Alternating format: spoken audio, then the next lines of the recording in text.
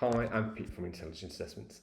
In this video, I'll show you how you start adding subsections and questions to your assessment.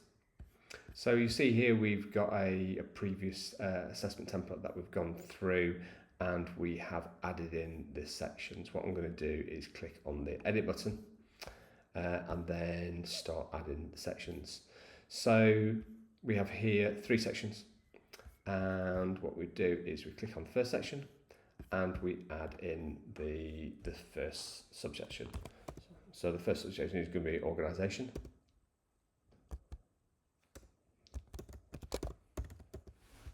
And then I shall put a brief description.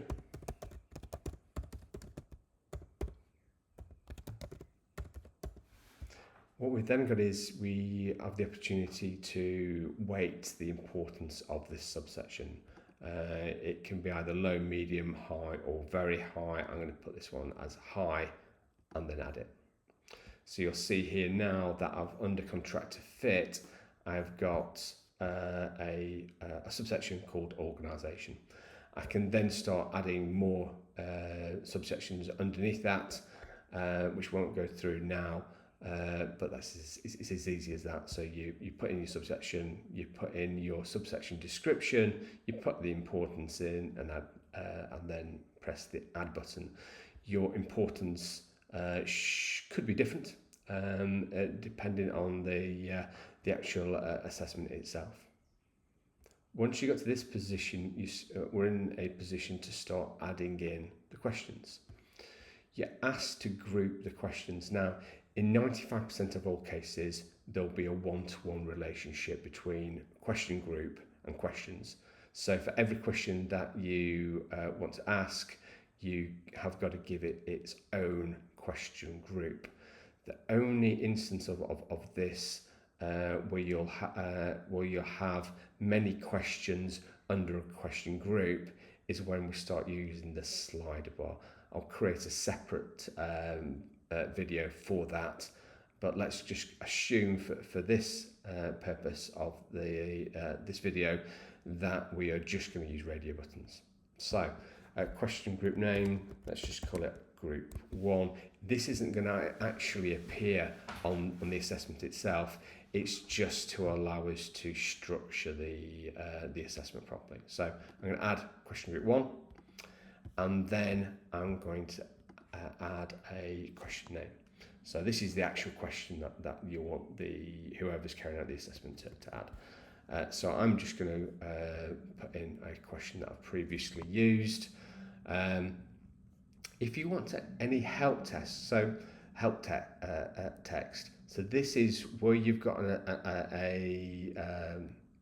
actual assessment being carried out, and they've got a question.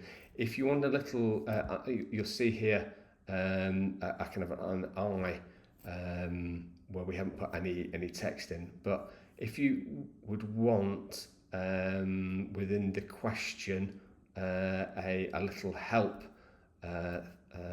button, then this is where you put it in the help text. So I'll put this is your opinion on the maturity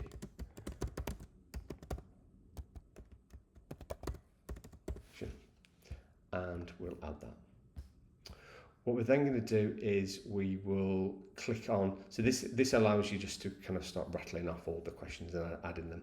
What we're going to do now is we're going to click on the question and then we will add some answers. So let's put the first answer ad hoc, and because it's a poor answer, we're going to give it a score. Now it's probably worthwhile at this stage understanding the scoring mechanism. So let me just pop up a PowerPoint presentation. So this is the scoring that we've got, or we use within the tool. So if it's equal to 8 or higher, then it's given a green RAG status. If it's higher than 6 and lower than 8, it's given a green amber RAG status.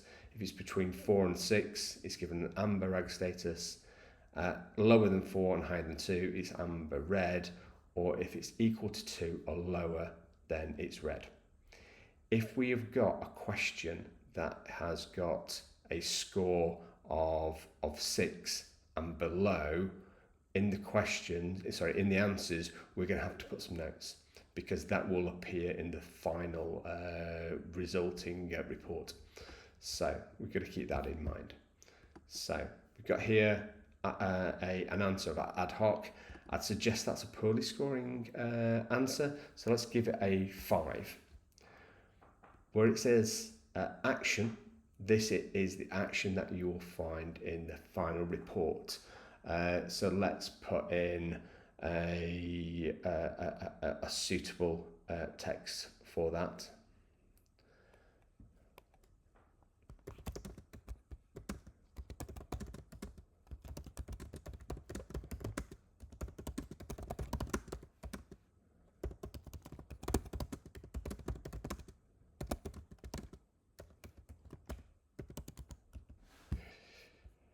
Also, if you want to have help text here, this will be help text that is against the answer that is given.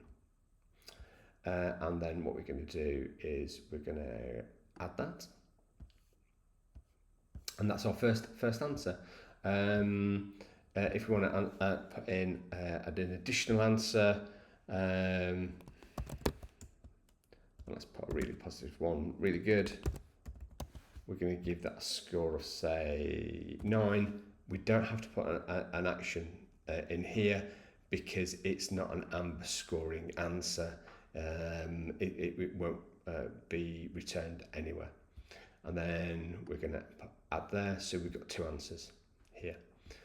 What we then need to do is, and let's say that in this particular question we have only got 2 answers, we'd recommend that there be at least kind of 4 or 5 answers just to demonstrate your knowledge of the topic. So what we're going to do is we're going to assume that it is just 2 answers, and then we're going to associate it to all, which is, you know, we've decided that this is going to be not have any kind of subset templates. This will be the main template, and then we're going to choose the importance of this question. So in terms of the weighting, we have a calculator that uses an algorithm to look at the subsection and the question, the level of importance. So let's put this one as medium, and then we'll add it.